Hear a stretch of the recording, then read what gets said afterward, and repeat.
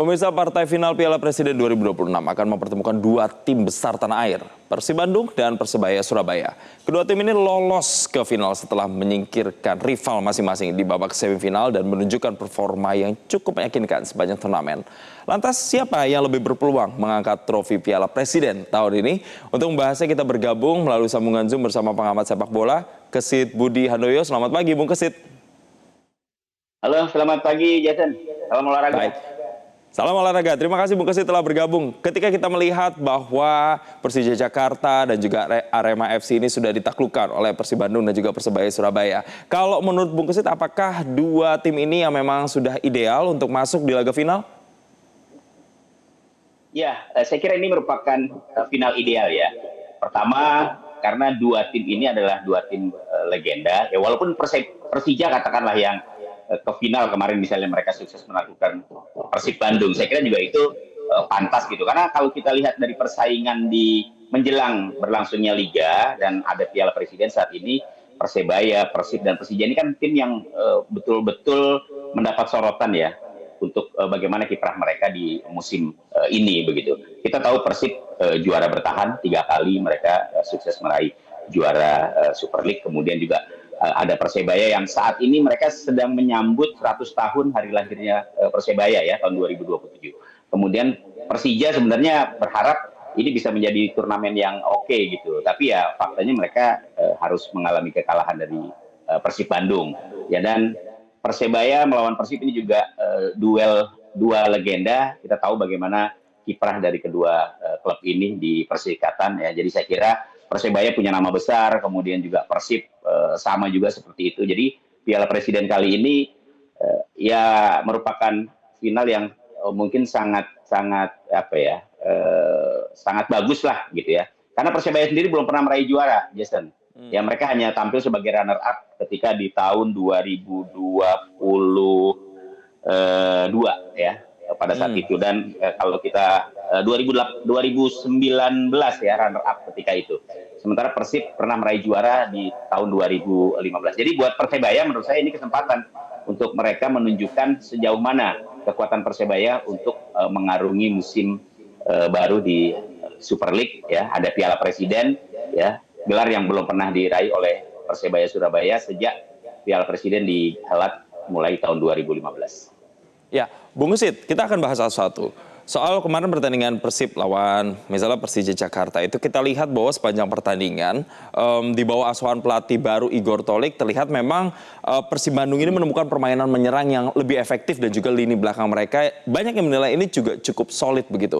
Tapi ada tantangannya karena mereka ini dikatakan cukup mengalami kelelahan fisik begitu, apalagi jelang final Piala Presiden nanti hari Kamis mendatang. Apa yang perlu jadi evaluasi untuk Persib Bandung supaya nantinya bisa tampil maksimal? Ya, turnamen Piala Presiden ini kan sebenarnya buat klub-klub yang ikut ya, itu dijadikan ajang pre-season untuk menyiapkan diri ya menjelang bergulirnya Liga. Jadi saya kira kalau kita melihat Persib, kemudian Persebaya, Surabaya, ataupun Persija, memang mereka belum tampil optimal ya. Pertama Persib lah, banyak pemain baru yang hadir di juara Super League musim lalu ini ya.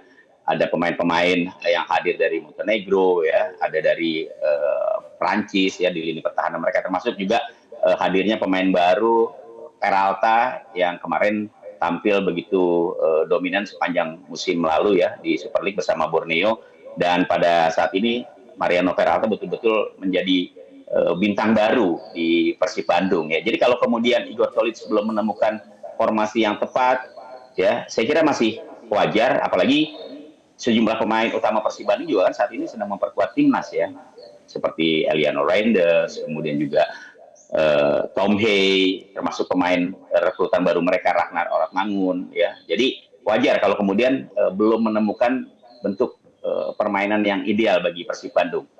Termasuk juga Persebaya Surabaya ya. Persebaya Surabaya dengan hadirnya Bernardo Tavares sejak musim lalu, kemudian juga hadirnya sejumlah pemain baru yang saat ini juga ada di kubu Persebaya Surabaya yang berambisi untuk bisa meraih juara di musim 2026-2027 ini juga belum terlihat begitu optimal ya. Tapi paling tidak capaian menuju ke final ini bisa menjadi satu momen yang positif begitu ya. untuk menunjukkan sampai sejauh mana kekuatan mereka. Jadi ketika dua tim bertemu dalam kondisi yang sebenarnya belum sama-sama optimal, ini juga sebenarnya menarik begitu ya.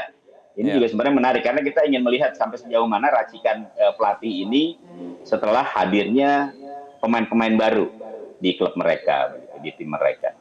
Oke, ini menarik ketika tadi Bung Gesit bilang bahwa mempertemukan tim yang sebenarnya masih sama-sama belum optimal. Berbicara soal belum optimal, Iya. kemarin kalau kita lihat Persebaya Surabaya waktu bertanding melawan Arema FC itu skor kacamatanya sempat lama itu. 0-0-nya. Akhirnya setelah 45 Iya, menit betul. pertandingan barulah tercipta satu gol gitu untuk Persebaya Surabaya. Apa yang harus dievaluasi kalau gitu untuk tim Persebaya Surabaya untuk nantinya bisa melawan tim Persib Bandung?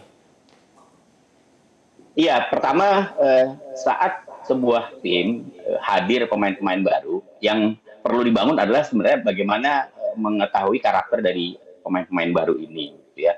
Membangun chemistry itu juga sangat sangat penting begitu. Dan pada saat ini ya mereka sedang mencoba untuk membangun itu. Ya. Kalau kemudian sulit sekali untuk bisa menciptakan gol ya salah satunya lebih kepada bagaimana pemain-pemain depan mereka itu apa ya mencoba beradaptasi gitu ya, pemain-pemain baru mereka mencoba untuk beradaptasi. Oke, seperti misalnya Mariano Peralta di Persib ya, dia kemarin tampil sebagai top scorer ya di Super League. Tapi ketika masuk ke Persib kan dia butuh adaptasi baru, kemudian butuh memulihkan stamina, metode pelatihan dengan pelatih yang baru, termasuk juga Persebaya Surabaya.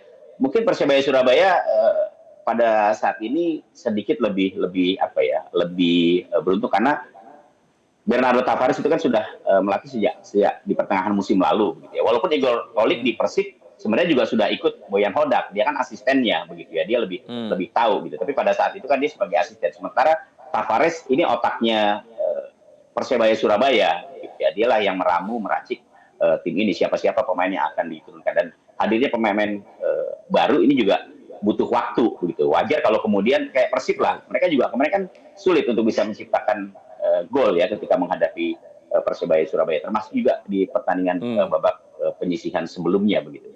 Demikian juga dengan Persebaya Surabaya. Baik. Jadi lebih kepada adaptasi aja sih ya, adaptasi, kemudian membangun chemistry ya. Walaupun mereka bertemu di final, saya kira juga nggak gampang juga ya. Kemudian bagaimana mereka mencoba untuk memenangkan pertandingan ini di saat Oke. mereka belum lengkap ya, para pemainnya belum lengkap, termasuk juga Baik. mereka sedang membangun bagaimana kemudian tim ini bisa bersaing lebih jauh lagi pada saat kompetisi nanti sudah berjalan. Bung Gesit beberapa kali menyinggung soal chemistry. Chemistry nggak cuma antara pemain sama pemain atau pemain dengan pelatih, tapi juga pemain dan juga supporter. Karena rencana final Piala Presiden ini akan tidak ada penontonnya. Jadi akan seberapa berpengaruh nanti terhadap performa baik itu Persib Bandung dan juga Persebaya Surabaya. Singkat saja, Bung Gesit. Iya, ini aneh sebenarnya ya. Sejak semifinal kemudian dipindah ke Bali, saya juga nggak mengerti gitu. Kenapa justru pada saat klimaks dari Piala Presiden ini seharusnya bisa dinikmati oleh supporter, ternyata harus dihelat di luar Pulau Jawa plus tanpa penonton lagi.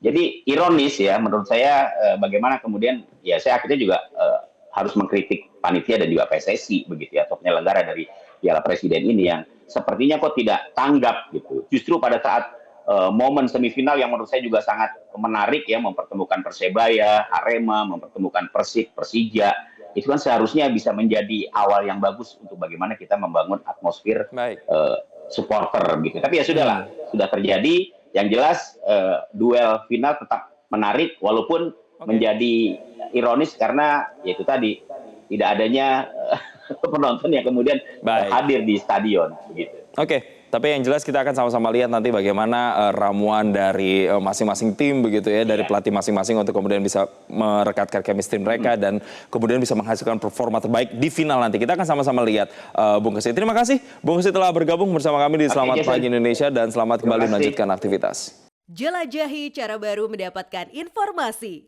Download Metro TV Extend sekarang.